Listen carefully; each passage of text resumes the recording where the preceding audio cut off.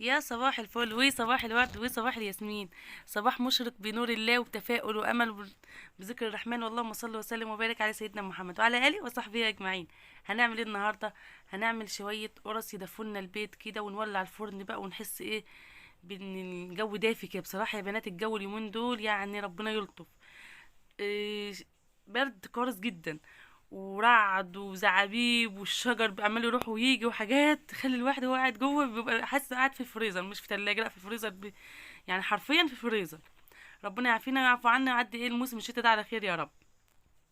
فاحنا قلنا واحنا قاعدين كده بقى ايه نعمل شويه قرص تدفينا، وطبعا تبقى لذيذه كده وانت قاعده كده ايه بين الوجبات، مع كوبايه شاي بلبن.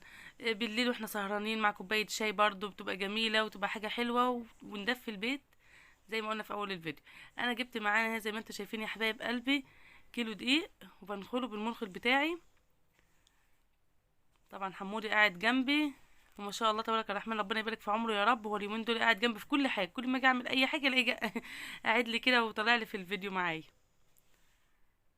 شايفين يا حبايبي احنا هنا خلنا الدقيق. انا جايبه كيلو دقيق واحد، ما كترتش يعني، هو اللي لقيته عندي بصراحه. وهنا رشه ملح، وطبعا حاطه في الكوبايه الستانلس الاخيره دي حاطه فيها الخميره، وده كيس فانيليا، حاطه الخميره بمعلقتين سكر وشويه ايه لبن رايب. انا بحب اعجن اي مخبوزات واي حاجه باللبن الرايب، بتطر العجينه وتخليها حلو، طعمها بقى حلو بكتير احلى من الحليب. لو عندك حليب مفيش مشكله وعايزه تروبيه، ممكن عصره ليمون بيبقى قريب وبيبقى جميل برضه.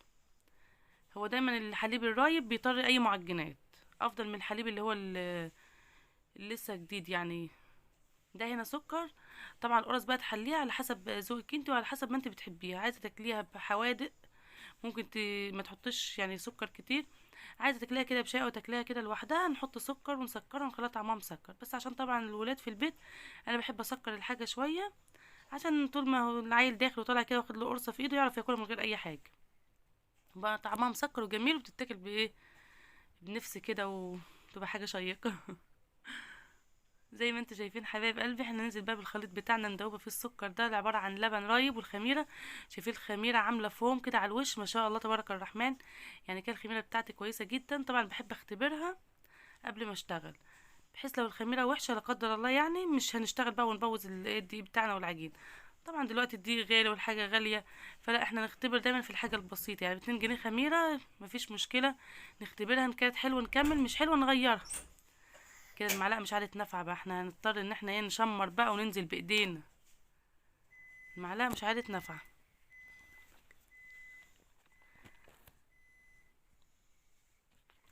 زي ما انتوا شايفين كده يا حبايبي، هنلم العجينه بتاعتنا الاول عشان مش نقعد نحط في سوائل ترجع في الاخر تكون محتاجه دقيق تاني ونخش في مواويل. لا احنا بنحط شويه شويه كده عشان ناخد بالنا ان الدقيق كده محتاج ولا مش محتاج،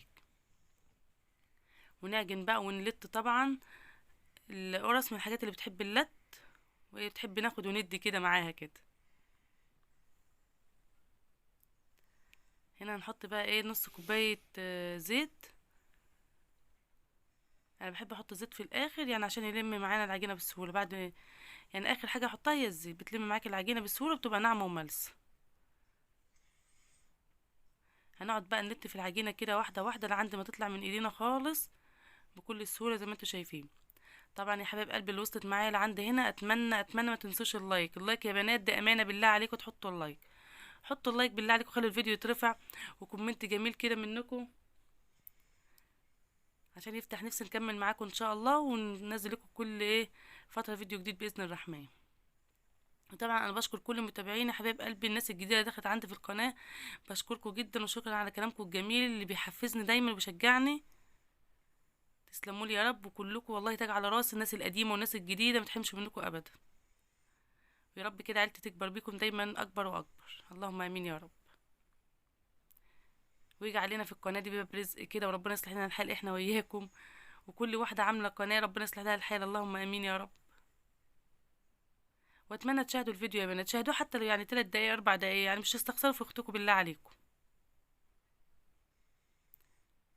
هنا العجينه بتلزق معاكي ما تخافيش منها، احنا نقعد نلت فيها لعند ما تلاقيها من كتر اللت هتطلع من ايدك خالص وهتبقى جميله باذن الله.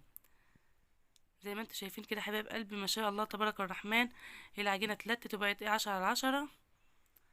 هنغطيها بقى ونسيبها تخمر بفوطه نضيفه كده من فوط المطبخ، واسيبها تخمر معاكم زي ما انتوا شايفين.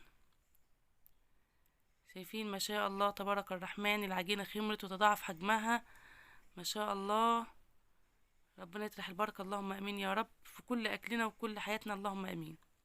هنقرص بقى الايه العجين بتاعتنا كور صغيره كده عشان نعملها قرص مدوره بسهوله. هنا حمولي بحط لي الصواني، يعني بيساعد ماما. متحرمش منه حبيب قلبي يا رب.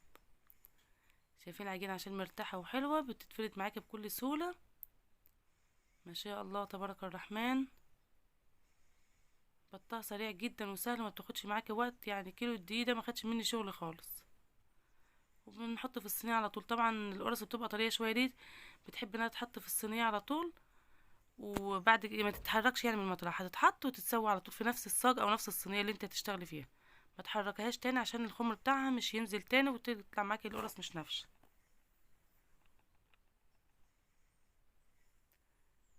شايفين ما شاء الله تبارك الرحمن، القرص بتفرد معاكي خمرانه والعجين مرتاح، وعجين 10 على 10. العجينه ملسه وجميله خالص زي ما انتوا شايفين.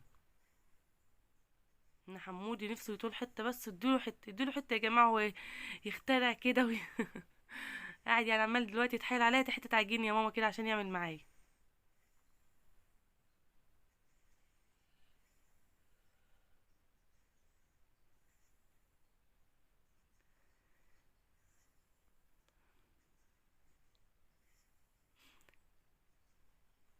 زي ما انتوا شايفين كده يا حبايبي ما شاء الله، سهل جدا وتقطيعه سهل.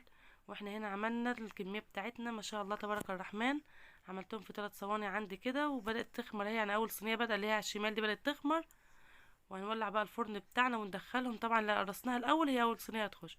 وما شاء الله تبارك الرحمن خلصنا، والتسويه كانت جميله. شايفين ما شاء الله ما شاء الله، بألف هنا وشفا لكل كل منهم يا رب. التسويه كانت جميله جدا. شايفين ما شاء الله من فوق ومن تحت 10 على 10. شايفين القلب مستوي وجميل ونافش وهايش وحاجة 10 على 10. شايفين الطراوة اللي في قلب العجينة ما شاء الله. تسلم ايدك يا دودو. اتمنى يا بنات تجربوا القرص الطريقة الاقتصادية دي على طريقتي، وان شاء الله هتعجبكم باذن الله، ومش مكلفة خالص، وهتملوا البيت دفى، وهتعملي حاجة حلوة لاولادك. وبألف هنا وشفا يا رب لكل كل منها. واشوف وشكم على خير يا رب. مع السلامة.